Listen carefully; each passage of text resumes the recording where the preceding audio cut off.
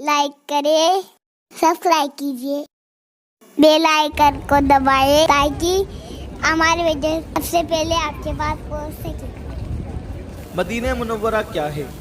یہ بظاہر ایک بستی ہی ہے، لیکن اس بستی کی شان کیا ہے؟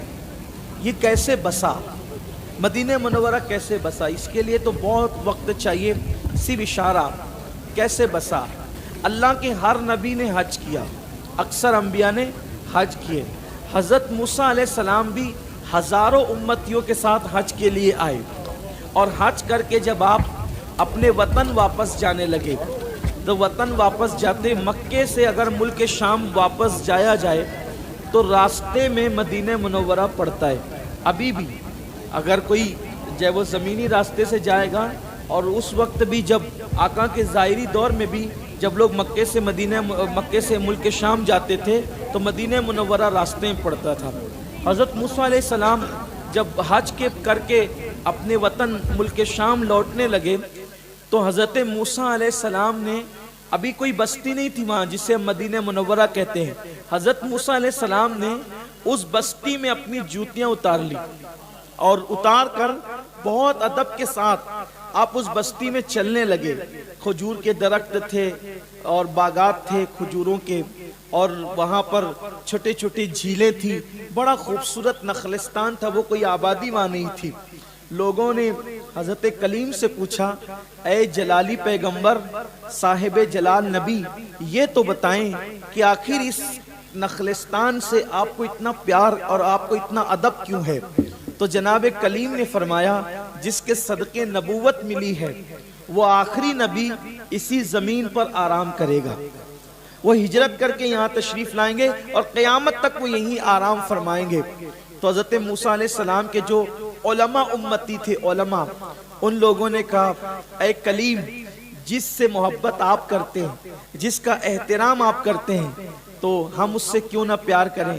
آپ ایک کام کریں، اب آپ جائیں اور ہمیں اجازت دے کہ ہم یہیں رک جائیں، ہم یہیں پر ٹھہر جائیں۔ تو اس لیے ہم یہ چاہتے ہیں کہ آپ ہمیں رکنے کی اجازت دے دیں، تاکہ جب وہ آخری نبی آئے گا ہم اس کی زیارت کریں گے، اور اگر وہ ہماری زندگی میں نہ آ سکا، ہم یہیں مر کر دفن ہو گئے، تو جب وہ ہماری قبروں کے قریب سے چلے گا تو اس کی نالین سے غبار لگ کر ہماری قبروں پہ پڑے گا، وہی ہمارے لیے نجات کا ذریعہ بن جائے گا۔ حضرت موسیٰ نے ان کو رکنے کی اجازت دے دی۔ اس طریقے سے وہاں ایک بستی بس گئی، اور اس بستی کا نام ہو گیا یثرب۔ اب اس کو یثرب نہیں کہہ سکتے، اب چونکہ وہ مدینہ منورہ ہے۔ ایک وجہ اس کی یہ ہے، بستی بس گئی۔ اب بستی بس گئی، بستی بسنے کے بعد چند صدیاں بیتی، ان کے بچے ہونے لگے اور وہ سب بڑھنے لگے۔ پھر ایک شخص تھا، بہت بڑا بادشاہ، اس کا نام تھا تبع اول حمیری۔ حضور علیہ السلام کی ولادت سے 1000 سال پہلے کی بات ہے۔ حضرت عیسیٰ علیہ السلام کی ولادت سے تقریباً 500 سال پہلے کی بات ہے۔ اس کے دل نے چاہا کہ میں جو ہے وہ دنیا کے مختلف علاقوں کا دورہ کروں۔ وہ دورہ کرتے کرتے اسی بستی میں آیا جس کو آج اور ہم مدینہ منورہ کہتے ہیں۔ وہ جہاں بھی جاتا لوگوں کو تحفے تحائف دیتا، تقسیم کرتا، صدقہ خیرات دیتا۔ جب لوگ اس کی آمد کی خبر سنتے تو لوگ دوڑے دوڑے کشاں کشاں اس کے پاس آ جاتے صدقات لینے کے لیے۔ لیکن جب وہ اس نخلستان میں آئے جس کو یثرب کہتے تھے، اس کے ملنے کوئی نہیں آیا، کوئی اس سے ملنے نہیں آیا، کوئی اس کے پاس نہیں آیا۔ اس نے کہا یہ عجیب بستی ہے، یہاں کے لوگ بڑے غیرت مند ہیں، کوئی آیا نہیں۔ تو اس کو بتایا گیا، تبا، یہ کوئی معمولی بستی نہیں بلکہ یہ آخری نبی کی آرام گاہ ہے، یہ لینے والا نہیں دینے والا شہر ہے۔ یہ بستی لینے والی نہیں بلکہ دینے والی ہے۔ سبحان اللہ، مدینے کے خطے خدا تجھ کو رکھے، غریبوں فقیروں کے ٹھہرانے والے۔ تو کہا یہ دینے والی بستی ہے۔ کہا کیا مطلب؟ تو انہوں نے بتایا، توریت میں آخری نبی کا ذکر، حضرت موسیٰ علیہ السلام کے ساتھیوں کا رک جانا، بستی کا بس جانا۔ تو وہ اس کے ساتھ جو علماء تھے، ان بڑے علماء نے 700 لوگوں نے کہا اب ہم تیرے ساتھ نہیں آئیں گے، کہ جب موسیٰ علیہ السلام کے ساتھی رک گئے یہاں तब हम भी यहीं रुकना चाहते हैं। उसने कहा अच्छा अच्छा ठीक है, एक काम करें कि मैं खत देता हूँ, वो खत जब वो आखिरी नबी आएंगे तो उनको दे देना कि मैं उन पे ईमान लाता हूँ, वो मेरी शफाअत करें, और अगर वो तुम्हारी जिंदगी में ना आए तो तुम अपने बच्चों को देना, वो अपने बच्चों को, वो अपने बच्चों को, आखिरकार मेरा खत पहुंच जाए। और फिर उसने 701 मकान तैयार किए। कितने? 701 मकान। और 700 उलमा थे, 700 में रहने लगे। और एक मकान उसने बहुत बड़ा और खूबसूरत बनाया और कहा कि जब वो आखिरी नबी आएंगे तो मैं उनकी कोई खिदमत तो नहीं कर सकता, तो ये एक मकान उनके लिए, ये एक मकान उनके लिए है। और फिर कहा कि भाई वो मकान खाली रहेगा, पता नहीं कब आते हैं। तो जो 700 उलमा के सरदार थे, सबसे बड़ा आलिम था, उसको कहा ये मकान आपका नहीं, लेकिन उनके आने तक इस मकान की खिदमत के लिए आपको रहना है, चिराग जलाने के लिए। आप मकान किसका है? हुजूर का। और रहेगा कौन? वो सबसे बड़ा आलिम। कहा कि ये मकान में जब वो नबी आएंगे ना तो ये उनको अपने मकान में रहेंगे, तो किसी और के मकान में नहीं रहेंगे। तो 700 मकान उलमा के लिए और ये एक मकान सैयदुल अंबिया के लिए तुब्बा ने तामीर किया। तो जो सबसे बड़े आलिम थे फिर वो रहने लगे, फिर उन्हीं के पास खत था, फिर उनका बेटा उनके बाद रहा, फिर उनका बेटा उनके बाद रहा, फिर उनका बेटा उनके बाद रहा।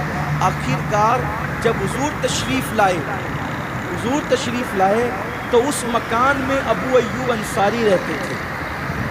तो हुजूर ने फरमाया मेरी ऊँटनी जहाँ रुकेगी मैं वहाँ रुकूंगा। तो वो जो ऊँटनी रुकी तो जाहिर तो लोग ये कहते हैं कि हुजूर अबू अय्यूब के मकान में रुके, लेकिन हकीकत ये थी कि हुजूर अबू अय्यूब के मकान में नहीं, बल्कि हुजूर अपने खुद के मकान में रुके। 1000 साल तक अबू अय्यूब का खानदान हुजूर के घर में रहता रहा। ये हुजूर का करम है कि हुजूर ने 1000 साल तक उनको अपने घर में रखा। हुजूर उनके घर में न रहे, लेकिन अबू अय्यूब अंसारी की सआदत ये है कि उन्होंने हुजूर की मेज़बानी की। तो आक़ाए करीम सल्लल्लाहु अलैहि वसल्लम की हिजरत गाह है और वहाँ बड़ा अदब का मकाम है। मदीने मुनव्वरा की सबसे बड़ी इबादत वहाँ का अदब है। मदीने शरीफ लोग आते हैं और आने के बाद फिर वो अपनी धुन में रहते हैं, जाने के लिए रोते हैं, तड़पते हैं, लेकिन वहाँ जाते हैं तो सबसे बड़ी चीज़ है अदब। अदब का हेस्त ज़ेरे आसमां अज अर्श नाजुक तर नफस गुम कर दमी आयत जुनैदो बायज़ीद की जा। के आसमान के नीचे एक मकाम ऐसा है शहर रसूल बारगाह रिसालत जो अर्श से ज़्यादा अजीम है। यहाँ जुनैद और बायज़ीद जैसे औलिया आते हैं तो अपनी सांसों को रोक कर आते हैं, लेकिन बुरा हो बेअदबी का, बदतहजीबी का, लोग वहाँ जाके वहाँ जैसे हो जाते हैं। नहीं, अदब का दामन हाथ से न छूटे। कुरान कहता है या अय्युहल्लज़ीना आमनू ला तरफ़ऊ अस्वातकुम फ़ौक़ सौतिन नबी वला तजहरू लहू बिल क़ौली कजहरि बादिकुम लिबादिन अन तहबत आमालुकुम व अंतुम ला तशऊरून। कि अगर तुमने मेरे महबूब की आवाज पर अपनी आवाज को बुलंद किया तो अल्लाह तुम्हारे अमाल हब्त कर लेगा, खत्म कर देगा और तुम्हें शऊर भी नहीं होगा। तुम्हारे अमाल ज़ाय हो जाएंगे, कुछ नहीं बचेगा तुम्हारे पास, बल्कि तुम काफिर हो जाओगे अगर तुमने नबी की बेअदबी की तो। एक मर्तबा आका अलैहिस्सलाम के विसाल के बाद कोई शख्स किल्ला ठोक रहा था, कील ठोक रहा था, ठक ठक ठक। मौलाए कहना देगा क्या कर रहा है? कहा कि ये हुजूर की चौखट जो है वो इसको दुरुस्त करने के लिए कील ठोक रहा। कहा जा यहाँ से चौखट निकाल के लेके जा और वहां से बना के ला के यहाँ लगा। हुजूर अलैहिस्सलाम की बारगाह में आवाज ऊंची करना हराम है। हुजूर की बारगाह में आवाज ऊंची नहीं की जा सकती, यहाँ अदब के साथ रहो। अम्मा आयशा सिद्दीका सलामुल्लाह अलैहा एक मर्तबा किसी ने आवाज बुलंद की, फरमाया खबरदार हुजूर के आराम में खलल नहीं करना। आक़ाए करीम सल्लल्लाहु अलैहि वसल्लम जैसे जमीन के ऊपर जिंदा थे, आज अपनी कब्र अनवर में उससे और ज्यादा आला शान से जिंदा हैं। क्यों? क्योंकि कुरान कहता है वलल आखिरतु खैरुल लका मिनल ऊला, आपकी पिछली घड़ी से आने वाली घड़ी बेहतर है और अफजल है और अजीम है। हुजूर हर घड़ी मेराज पर है, حضور کی جتنی علم کی، عمل کی، تقوی کی شانیں تھی، وہ سب ہر لمحہ بلند ہوتی جا رہی ہے اور قیامت تک بلند ہوتی رہے گی۔ جیسے جیسے ساعتیں گزرے گی حضور علیہ السلام کی جو وہ شان بڑھتی جائے گی۔ آقا کریم صلی اللہ علیہ وسلم کی بارگاہ میں حاضری کے آداب ہیں۔ پہلی بات تو یہ کہ ہم کسی مردہ کے پاس جا رہے ہیں مغفرت کی دعا کرنے کے لیے،